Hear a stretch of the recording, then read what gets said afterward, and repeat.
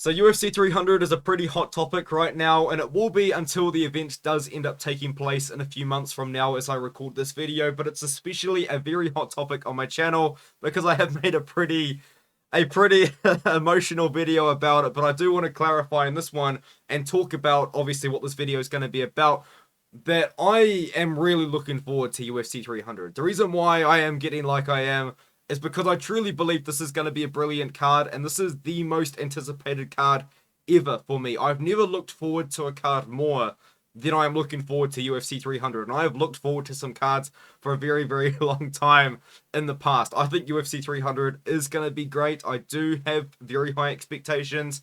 Do I think they're going to be met? Maybe not.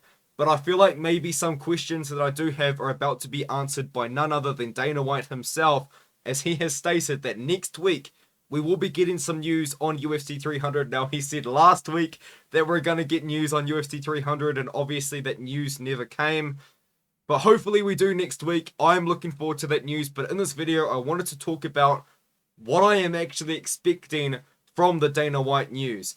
And it's a lot different to the card builder that I did, because the fighters that I have on this little list here, oh, actually only one, is not on my card builder. I am expecting we're going to get a fight announcement from none other than Israel Adesanya on UFC 300. I didn't include him on my UFC 300 card builder, and I did have my reasons for that, but it's because I expected him to fight Dricus du Plessis or maybe even fight against Sean Strickland, and I just didn't think the UFC would want Sean Strickland headlining UFC 300, and I didn't think that they would want the du Plessis versus Adesanya fight headlining UFC 300, just because of the eyes and what it would draw to that massive card.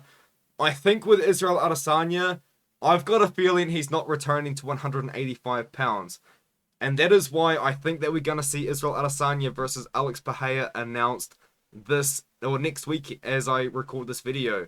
So yeah, let me know what you think in the comments about that prediction. It is very hard to predict fight announcements because I've got no idea what's going on, but I did want to give my reasoning for this. Israel Adesanya, recently a photo did come out of him, and it did go on Twitter, and a lot of people were making all these sorts of little claims. Some people were saying it's just the angle of the photo that makes him look bigger, but what the photo showed was that Israel Adesanya seemingly looks like he's putting on muscle, because he looked like he was a bit bigger than we are used to seeing him at 185. Because at 185, yes, he's got a lot of muscle to him, and he's very well built still for the, I guess, the slimness that he has to have for being 6'4" at 185. He looks like he's put on a bit of weight. He looks like he's a bit stronger. He looks like maybe he's preparing for a move to 205 pounds. And that is why I'm throwing that out there. I think this could be the main event of UFC 300. And I think this could be the announcement that Dana White has been waiting a couple of weeks to make. Adesanya himself as well has teased a return. He said that he was going to come back in a few years. And then he, in the most Adesanya way ever, said, I'm not going to say it because I don't want to get demonetized. Anyway, he said some things about certain people, I guess, and how I can't believe people would think that I was going to spend years away. I am going to come back, so Adesanya is going to come back. And yeah, here we are. I think it's going to be against Paya. Some people have been throwing out Adesanya versus Chimaev. UFC 300, I don't think that would happen for a few reasons. The main one is Chimaev is clearly going through something right now, like an illness or an infection, and I do wish the best for him. It is a shame because I have been someone that's been quite outspoken and saying that I really want to see Khamzat Chimaev fight more often, and now we're hit with this news and he's probably not going to fight again for a long time. Another thing as well is UFC 300 is during Ramadan, so I think a lot of Muslim fighters might skip this card because they would have to fight during Ramadan, and they'd have to train, weight cut during Ramadan. I think it would be a pretty difficult kind of experience for them to have to go through to fight on this card. So yeah, I don't think we're going to see Adesanya versus Chimaev. I think that signs are leading to a return for Adesanya versus Alex Paya 3, and it does kind of lean into the trilogy sort of idea that I was going with when I was talking about the Conor McGregor versus Nate Diaz trilogy on my personal card builder. A lot of people weren't too keen on that idea, but the way that I kind of justified that was I feel like a lot of newer fans to MMA that didn't watch the original fights as they played out all those years ago at those two different weight classes as well.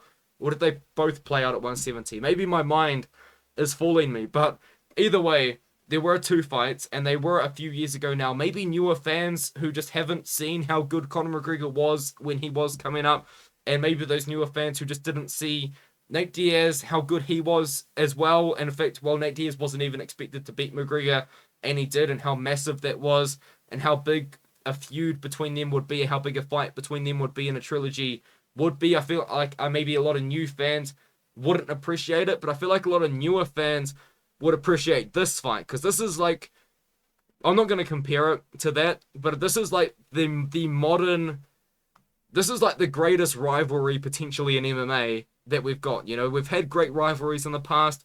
A lot of them were fueled by The Ultimate Fighter. A lot of them fueled by Chael Sonnen, for example. There's a lot of other examples that you could come up with. John Jones versus Daniel Cormier is a classic. I think we're going to look back on this rivalry between Adesanya and Alex Paya as a classic in a few years, because this is a classic rivalry that we can capitalize on right now. Israel Adesanya versus Alex Paya 3 on UFC 300. And as I said, you could play on the number a little bit. Adesanya versus Powhatan 300. I know it might sound a little bit corny, but I think it just plays in too well to not really capitalize on some sort of trilogy on this card. I think you could do it. I think that it's definitely a fight to make. But another fight that I'm expecting to be announced isn't a fight. It's just another fighter I'm expecting to be on this card. I think Dustin Poirier is going to be on UFC 300. He's a massive name. And yeah, that's kind of it. He's a massive name.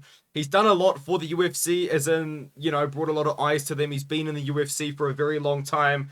And I do feel like UFC 300 might look like a retirement home of sorts, because I think we're going to see a lot of older fighters on the card, in a way of the UFC paying their respects to them by putting them on this like card, because it's a big event for them to be on, and also the big event for the UFC to host. And I think Dustin Poirier is going to be one of those fighters. Do I think Poirier is going to retire? Absolutely not. I don't think he's going to retire. I mean, he might retire maybe within the next 2 or 3 years, to be honest, as he is 34 and he has made a lot of money in his career.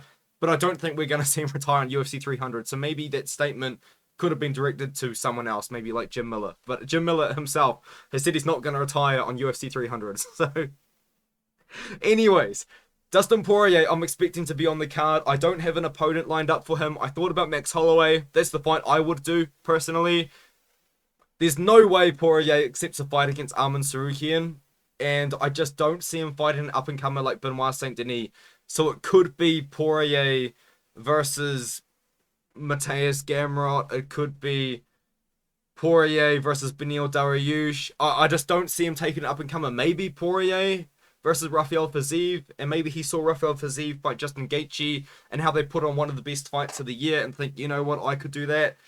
We'll see. I think there's a lot of options, though. I think Max Holloway is probably most likely, just because we know Poirier is not going to fight an up-and-comer. He's kind of proven that just by avoiding particular matchups for years now, let's be honest. Who knows, man? I'm expecting Poirier to be on the card.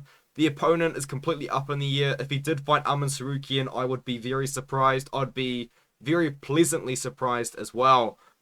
So yeah, that's kind of it for the video. That's what I was going to kind of talk about. I can't believe I managed to stretch that up for 9 minutes. If you made it this far, thank you for watching. This was meant to be a bit of a shorter video than this. But honestly, maybe I just kind of jumbled up my words, because my mind is like going through it right now. Because I don't know if you guys know this, but at the moment I'm reading quite a bit of books. I read Dune at the end of last year, at the end of 2023. This is the best book I've ever read, Dune, by Frank Herbert. This is not a book review channel, but I want to talk about it to explain why my mind is going through what it is right now. Fantastic book. But then I read the sequel, Dune Messiah, and I might get demonetized. But this book is a complete mindfuck, man. Like, it really makes you think. It feels like nothing's happening in the book, and then you get to the ending, and it all just makes sense. It's absolutely nuts. And I just finished reading this book probably like 15 minutes before I started recording the video. It has completely messed with my head. If you've read Dune, or if you've read this book, let me know if you feel the same way in the comments. Anyway, I'll see you guys in the next video. Thank you guys so much for watching all the way to the end. I didn't expect it to be that long of a video, but it is. And thank you so much for watching, and I'll see you guys in the next one.